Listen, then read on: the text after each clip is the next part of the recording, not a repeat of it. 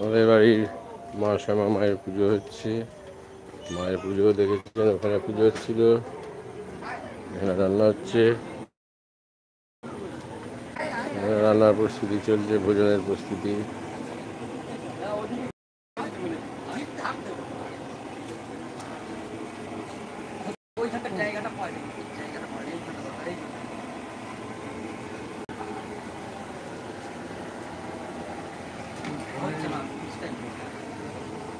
জোর কদমে রান্না বান্না চলছে, রাঁধুনিরা সব দেখছেন তো, প্রস্তুতি, মায়ের ভোগ রান্না হচ্ছে।